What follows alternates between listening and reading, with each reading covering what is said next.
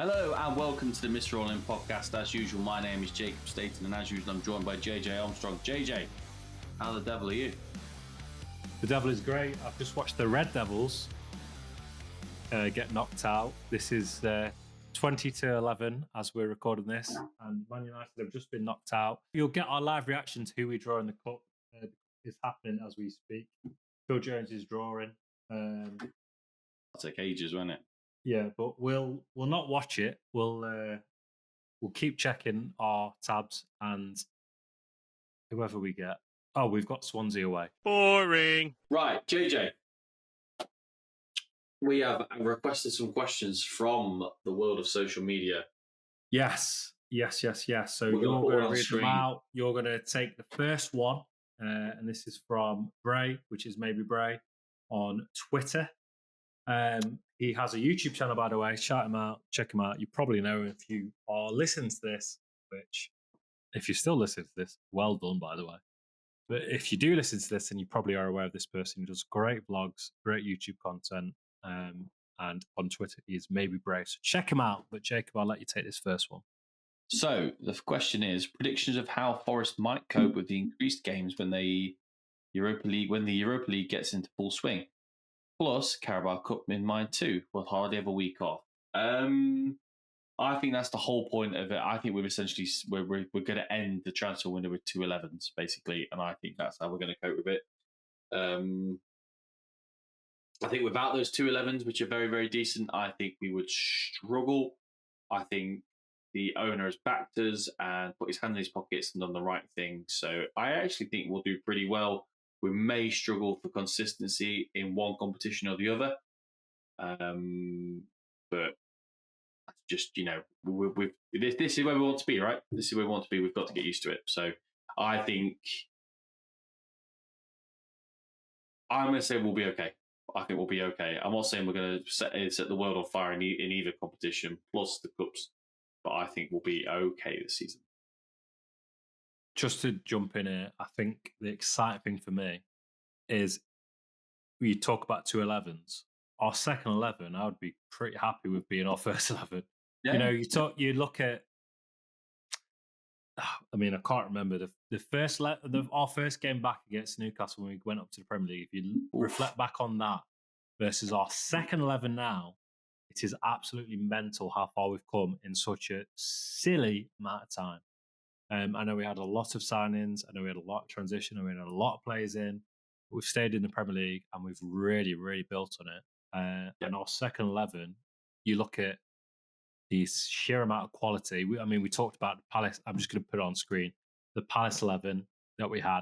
You look at that bench. Every single one of them could come in and be a fantastic Premier League player. So it's just very exciting. And sort of forget how good we've actually done and how far we've come in such a short amount of time. So 2 11s and our second 11 to be so strong, particularly when there's European competition as well as the cups, is really exciting. We'd rely on academy players before as well. Well, just to run through that team that played against Newcastle very, very quickly. It was Henderson in goal, back three of Worrell, Nick, Artie, McKenna. 4 across the middle was Nicky Williams, Lewis O'Brien, Jack Colback, Harry Toffolo, Jay Lings, Jesse Lingard in behind Sam Surridge and Brennan Johnson. We are worlds apart. Great championship side. But when you think, God, we were not ready to go up that season at all. But I was very excited. That was an exciting transfer window. Anyway, next one. This is one from Instagram from a good pal, Mod for Insta, who has been a great supporter of my side quest, Heavy Metal Football. So appreciate him. But Jacob, you read it out, and I'm going to take this one. Do you think this transfer window so far has been most successful ever? The bench now looks like we can finally bring a player of the same quality on as a replacement. So, short answer, absolutely. And if you asked me that a few weeks ago, I'd have said not a chance at all. Because I really thought we've already said, like, once we knew what competition we were in, we knew that the trigger would be pulled and we would get real quality in. But I'm surprised at the amount of quality we've actually gone for. But also, when we talk about the most successful transfer window, I will say that it actually stems from not people that we've got in, but people we've kept. Because if you think about people that we've still got, I would be amazed if a few years ago you told me that we still had Gibbs-white, we still had Murillo, because we kept getting told they were going to get sold for large amounts of money, and they would sort of build. Obviously, Brennan went, but it always seemed that we always had to sell somebody to carry on. So I don't know how it's happened, but the quality that we've been able to keep or maintain, I think, has been maybe the most successful window we'll ever see. Because Gibbs-white, I think, will be an England sort of stalwart and could have gone for a lot of money, aside from the sort of Spurs antics. Murillo, to me, is a ready-made Real Madrid player, and I'm amazed he's not gone for silly amounts of money. But also, we've got players, across the pitch. Anderson could go for a lot of money. If anything, to me, he seems like the most likely to play for England outside of Gibbs-white. I think he actually maybe more so than Gibbs-white. So maintaining the squad and only Elanga going, but replacing him with quality, and then replacing everyone else that's gone with even more quality, I think has been a really important window. I will caveat it slightly by saying when I read the question, I had a slight inkling towards the year that we went up. And I sent Jacob a screenshot and I'll read it out to you. But this is purely just the loans. The year we went up, we got Zinkernagel in. I loved him. We had Jordi Otsi-Tutu, who's his loan ended in January. His knees were made of popper dogs. We had James Garner. Full season. Oh my good God. I could spend another hour talking about him. We had Max Lowe. Loved him till the end of the season. We had Jed Spence. Till the end of the season. Don't talk to me about that, man. And the creme de la creme, Keenan Davis. Jesus, that was a special window, but they were all loans. So I could nearly argue that was a fantastic window, but when you look at the people that we actually did sign, no, it wasn't. So this is a really important window. I think it's a transitional window for Forest. I think other people should step up and think this team actually mean business, and fair play to Marilakis and co. I really did not like Edu a few weeks ago. I thought he was bottling a lot of transfers. But once we knew what competition we're in, you cannot fault any of them for stepping up and providing what we needed. So I would say it's the best transfer window ever. Jacob said that it could possibly be one other transfer window, but that was way before my time. I just made a special comment to they didn't have transfer windows back then, but the February 1980 signing of Trevor Francis. Only because he did what? He may have scored the winner in the Champions League final. Right. Well, I was minus 13 at that point, so I can't claim to know anything about that. It's pretty big, though. Pretty big. But I'd be very interested for people that I think there could possibly be a Paul Hart transfer window that maybe was special because he had a great squad. But I'd be interested in people that precede my time. Do you think this is the best window we've ever had? Because, I mean, I'm not used to Forest being in Europe, and we've had some fantastic players. I mean, we had the first £1 million player. So if you preceded us... February 79, by the way. It's February 79, not February. If you preceded us, please tell me, was there ever a better time to be a Forest fan? And if so, that's exciting that we've finally, as youths, been able to relive your years. Because all I ever heard was, it was a great sport at Forest. And it hasn't been. So anyway, next question. Legend amongst Mistrolling fan base. Not fan base, he's a pal. David Jones. Legend. What's the starting lineup for our first Europa League fixture? What changes will Nuno hopefully make to utilise the better squad depth, predict new transfers and injuries as you wish?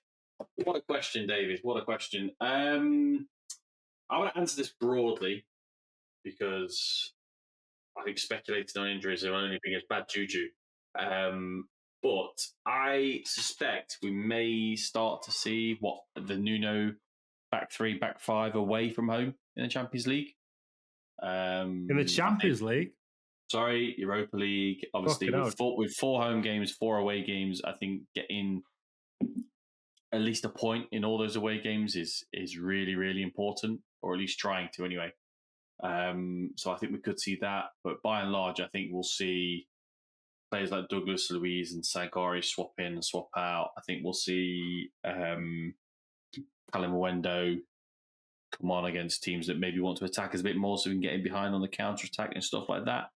Both fullbacks I can see swapping out when we finally get 2 new ones in. So I think a lot of flexibility, and maybe not just with personnel, maybe with the formation as well. Finally, and manager.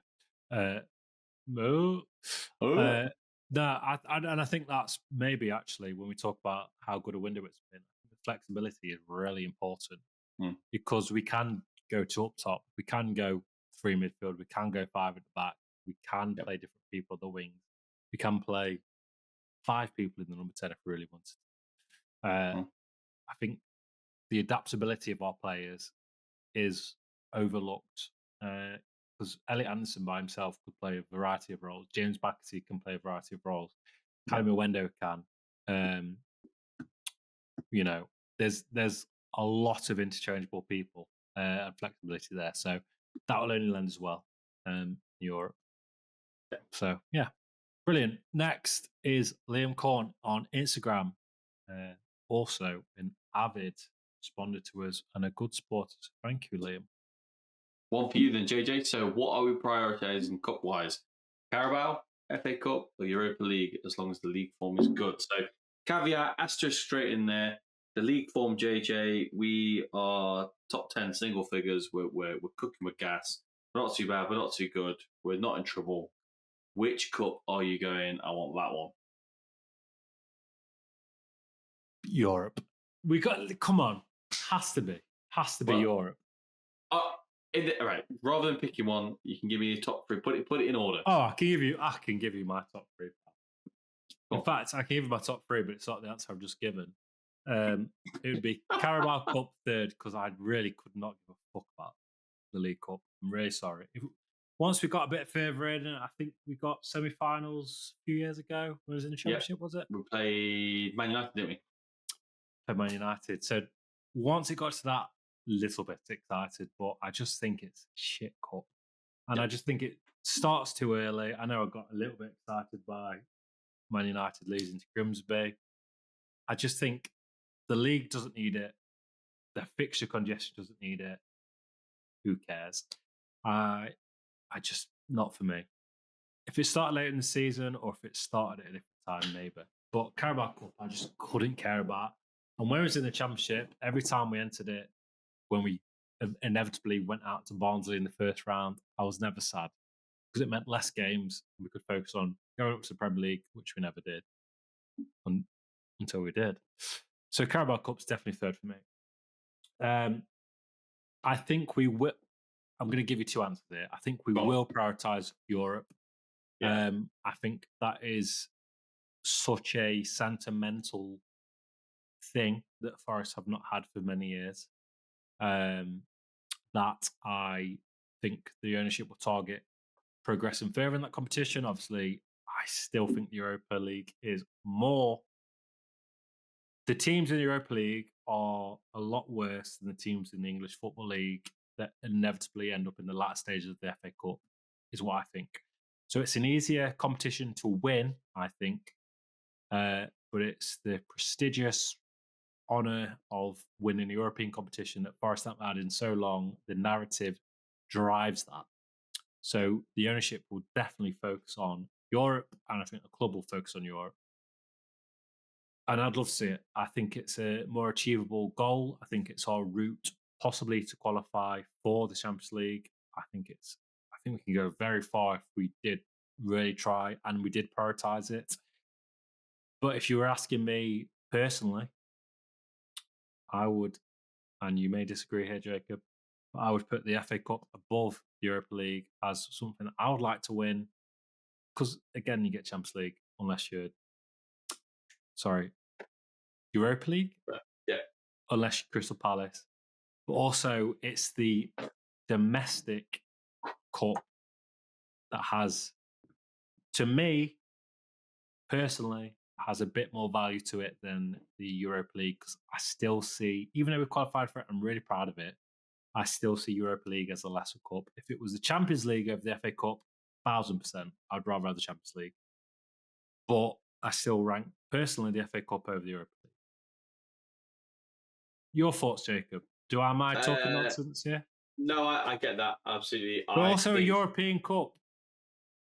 Given the volume of games you need to get through and how hard it is to actually get knocked out of the group stage in the new European competitions, and all the knockouts at 2 legs, and what might be seen as a successful campaign, I think it's easier to do well in the Europa League. If we get into any level of knockout 2-leg competition in the Europa League, that's a success, right? FA Cup, we could draw Man City away in the first round and get beat 7-1. Let me ask you a question right now, live. You didn't expect. Who had, or let's not say better season. Who would you say had the better achievement? Palace winning the FA Cup or Spurs winning the Europa League? I would say they're slightly incomparable, because I think Palace winning the FA Cup is more of a shot than Spurs winning the Europa League. Spurs should have been winning those competitions. They were just tin pot. Yeah, but I would say that Palace winning the FA Cup was more prestigious for a team. Oh, I agree. Sorry, I'm agreeing. I'm saying they're not There's, comparable. Yeah. I know, but that was the question. But they are, I think, a team on a similar level that have been building within the Premier League and have studied themselves. And I think it's, I just think Spurs winning the Europa League, like the fact that the final was Spurs, Man United, both teams that really struggled in the Premier League, shows the quality of that competition. And that is not for one second me saying that I am not proud of Forest being in that competition, and I don't hope we do well. I just think it is more prestigious. I'd value it over Europa League, the FA Cup over the Europa League myself. If what even was the question? Oh, that was a different one. This one. The question is, we're going to prioritise Europa, but if it was me, FA Cup. I agree. Plus, obviously, we've already got the 2 shiny silver stars. But also, if I'm right, if we do exit the Europa League early, the FA Cup follows it, so we've got sort of another chance. No. We have a good cup run. No, the last 2 games of the Europa League group stage are in after Christmas. But I mean, say we exit in quarters to Europa. Obviously, there's still a few rounds of the FA Cup left, because the FA Cup's after the season, right? No. Moving on. This is a Twitter account called Trent and Tactico. They've started a new account and they do some fantastic tactical analysis. So please check them out on Twitter. Please do follow them. Lovely, lovely people. But they've written a fantastic little thing for Jacob to dissect. And I'm going to pass it over to Jacob because I don't want to take it. But it's a great point. But Jacob's going to read it out to you. So, with regards to transfer targets, I think my views will be shared with the vast majority of the fan base. We need depth on the flanks. Can you imagine how the season would be derailed if either Aina or Nico picked up a significant injury? We'd be forced to play 3 at the back and attempt to make wingers play as wing-backs like United. I think with regards to targets, ideally it's about bringing in someone who is happy to be a reserve to the mentioned, so ideally aging profile or a player from outside of the big sides within the Big 5 leagues who see this as an opportunity to test themselves and pick up minutes here and there. I don't think there's much to add to that because I don't disagree with any of it. I think it's absolutely correct. I think somebody like Leif Davis at left back would have been a great shout. We're linked with a player I've surprisingly never heard of called Nicolas Savona from Juventus, Victor Christensen from Leicester City, Nahuel Molina from Atletico Madrid, Luxarel Gertruda from Red Bull. I want to say Salzburg, JJ, rather than Leipzig. Could be Leipzig.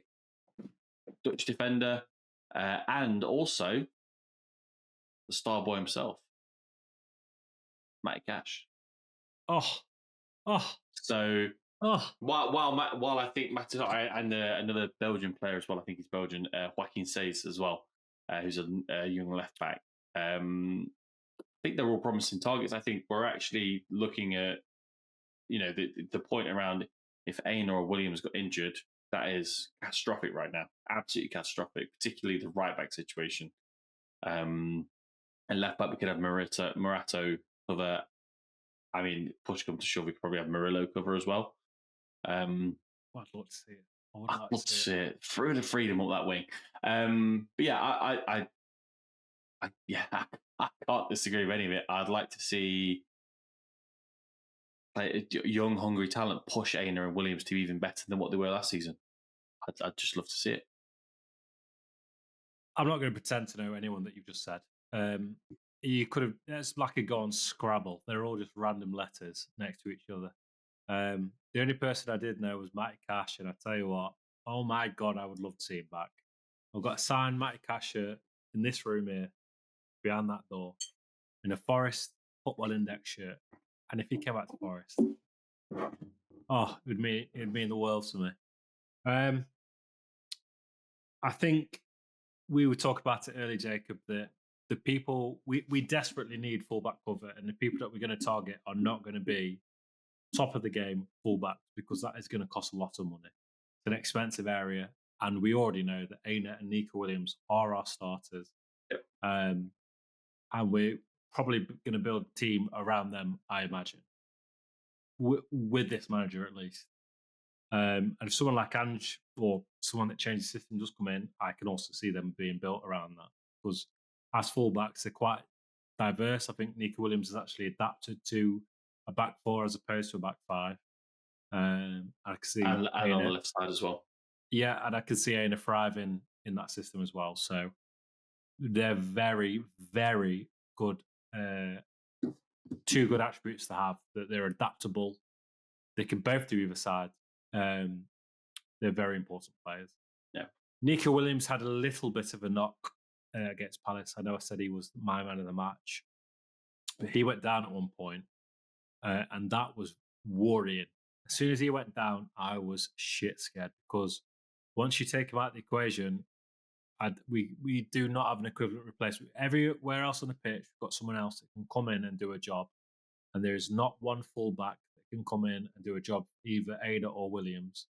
In pre-season, they played Jakuna and Morato, who are centre-backs by trade and are backup centre-backs by trade. They are not equipped to fill the boots of these two. So when Williams went down, I was shit scared. And that shows the importance of those positions for us. And especially because of the relationship that Williams and Hudson-Odoi have had, Aina and Ndoi have had, and then they're interchangeable as well.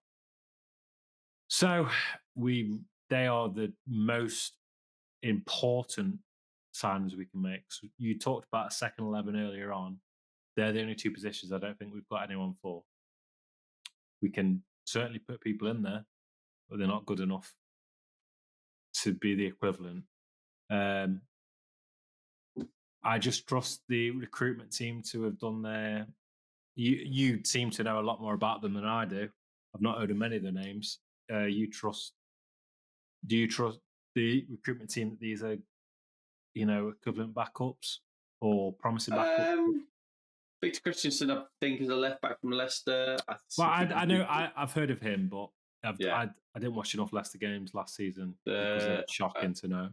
Joaquin Says, very young, just turned 20, Belgian. Played really well apparently against Aston Villa last season in the Champions League. Couldn't tell you.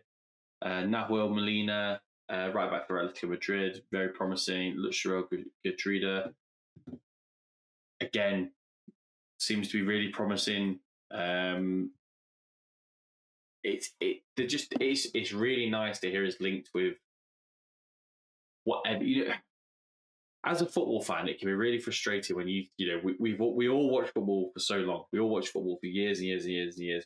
We all have an idea in our heads that this is what we need. This is what needs to happen. All this kind of thing. It's really, really nice for once for like almost everybody to be on the same wavelength. We needed replacement wing. We needed backup wingers. We need strength and depth of the wings. We got it. Strength and depth up top. We got it. Strength and depth midfield. We got it. Centre backs. We're good. Fullbacks were linked heavily with a number of replacement fullbacks. It's just so nice to be on the same wavelength as a recruitment team for once. So let me just play devil's advocate here. Obviously, there's been recent reports that Sangare has been linked with a offer from West Ham for a loan. And the reports are that the stance within the club is he's either going to have to go for permanent or a loan with an obligation to buy. So that's to do with PSR. That's not to do the permanent or obligation is to do with PSR, not to do with Sangare, I think. Right, but that is a link that has emerged over the last few days. Love to know your thoughts on that. But also, there's people like Jota Silva who couldn't get off the bench at the weekend. If he was to go and he's been linked with a move away, do we need another winger to replace it? Because, I agree with you. See you later. But do we then need to replace him? Because you look at the starting 11, I'm going to just put it on screen again. Look at starting 11 from Saturday. And for me, the subs were Gunn, Morato, Douglas Luiz, Calamawendo, Jesus, Hutchinson, Yates, McAtee and Bolle. You add a few more to that. You had a Jota replacement. You had 2 fullbacks. Your Singari goes or whatever. You're looking like there's a few people that are going to miss out. So there's a few people that will not make the subs bench. So you have to have people that are okay with that, who may make the subs bench in a European competition and be okay with being a transition player or being a rotation player. That's quite a difficult caliber of player to recruit for, I think, for Forest. Yeah, I mean, part of me thinks we could maybe get away with one fullback because Aina and Williams could both play left and right. If we're really, really unlucky commission as well, we could obviously have Morato left by that kind of thing. But Morato's linked with a move to Bologna, so he could very well go. So that is another person taking. That would be surprising to me. Unless we're signing maybe Gear Chirida, who can also play centre back as well. Right, interesting. Who is at Red Bull Leipzig, by the way? Not Salzburg. Interesting. Personally, I think we need fullbacks. We really do need fullbacks. And we're not linked to both of these anymore, or it doesn't seem that way.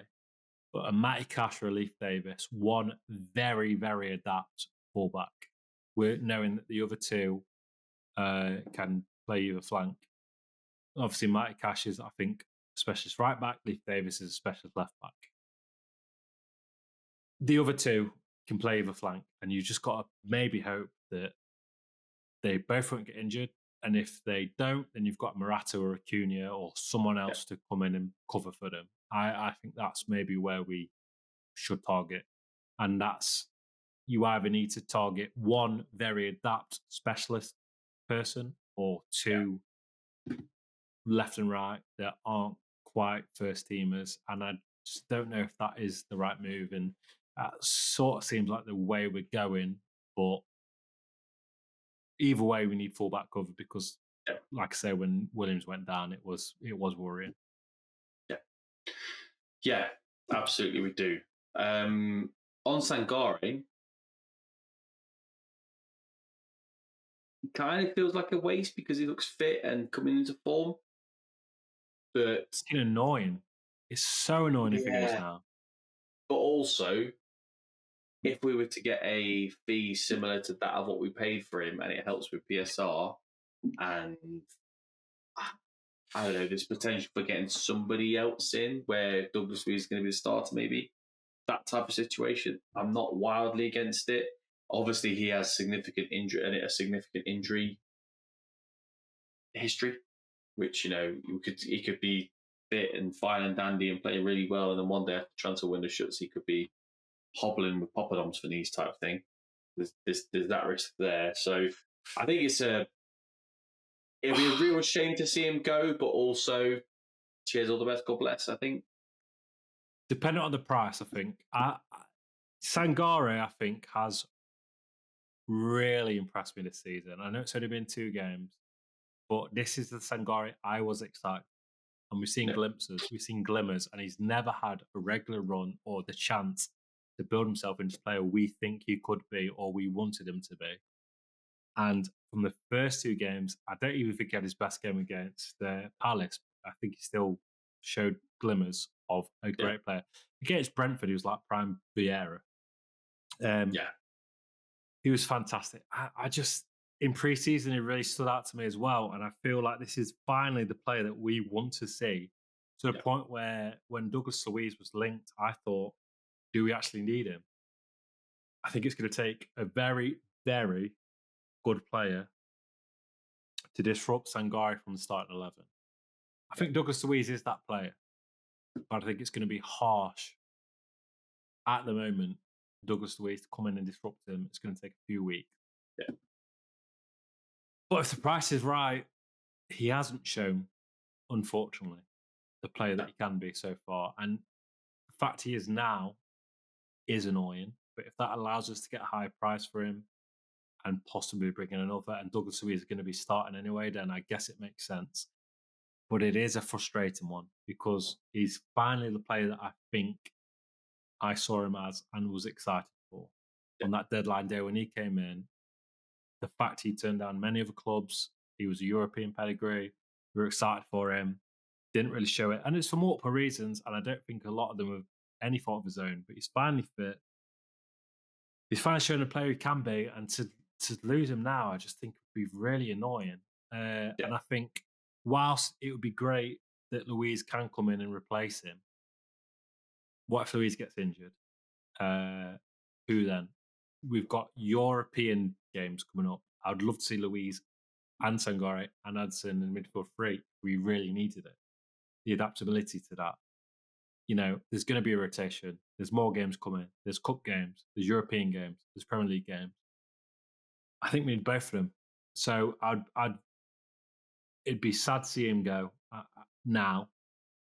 But then again, in 2 weeks' time, he might drop 2 stinkers and we might be like, well, this is Sangare that we've seen so far and we should have recouped some of the cash. So, it's a difficult one. I think the only way he can go after what he's shown so far this season is if the money is right and it works for us. And that's all I hope, is that it's right for us. Would you? At what price would you put on him now? If someone offered you a certain amount of money or an obligation to buy for a certain amount, what price would you put on him now? Would it be what we paid for him, or would it be above? What would you say? If we're thinking we paid 35 for him, I think anything 25 to 30. So you'd make a loss. You'd happily make a loss. I think with the injuries he's had, a loss is acceptable at that value. Well, my thought process was anything equal and above, take. Yeah. But I also think a good season with us, he'd be worth a hell of a lot more. Yeah. And in Europe as well, with European competition, you know, we saw what he did with PSV, and there's a reason we wanted to sign him, and he was such an exciting player. So, but it's a risk. It is a risk. So it's a very difficult one. And I'm glad it's not my decision. Absolutely. But speaking of West Ham anyway, Jacob. Speaking of West Ham, boy. So, this Sunday, we have got West Ham at home, 2:00, world famous City Ground. West Ham in disarray. Lost the first two games of the season convincingly. Lost the League Cup. They capitulated against Wolverhampton Wanderers. Jürgen Strand Larsen scored 2 goals. Whoever they had in goal wants shooting. If anyone's seen the first Wolves goal, where the penalty hits the post, comes back out, and he scores from an impossible angle from really far out, and the keeper should save it. Absolutely ridiculous. Anyway, JJ, would you change anyone in the 11 for that game? What would you do? Yeah, I would. Anyone. Go. As in, anyone in our 11 or anyone for their 11? Our 11, not theirs. Oh no, God no, no. If there was anybody in our 11 that you would change, I think it would be Ndoi. But he got an assist, so I actually don't think I would. I would name an unchanged 11, particularly as it's at home and they played so well against Brent. I think they still did great. If I was being very, very, very harsh, I'd swap Ndoi for McAtee. And that's only based off the lovely touch that he did. But I personally wouldn't change anybody. What about you? The only one I think I'd potentially do is Douglas Luiz for Sangare. Only one. So for me, I think Luiz needs a few half-hour, 20-minute cameos for a few weeks before he's ready to go into that. And I know quality is quality. I don't know if he's on the bench and he's fit enough to play technically, but Sangare has made a very impressive start to me. So I think that would be extremely harsh. And if you're going to do that, then to the previous question, get him fucking gone. Answer. What do you want, mate? I thought you were saying, would I swap anyone for the West Ham 11? And there is actually only one. I think you can guess who it is. No, Jared Bowen. Jared Bowen, yes. Say Paquetá, though. Who? Lucas Paquetá. Oh, God, no. God, no. No? Shit. Great for a bet builder, though. Oh, fantastic for a bet builder because he can tell you what's going to happen, but no, definitely not. Definitely not. I would take Jared Bowen. I would take Paquetá. They're in free fall. It's really... Before the season, I said West Ham and Wolves are both shite, right? I said it about Brentford as well, but the Brentford super team that beat Aston Villa, by the way, we made look stupid. But a shit Wolves beat a very shit West Ham.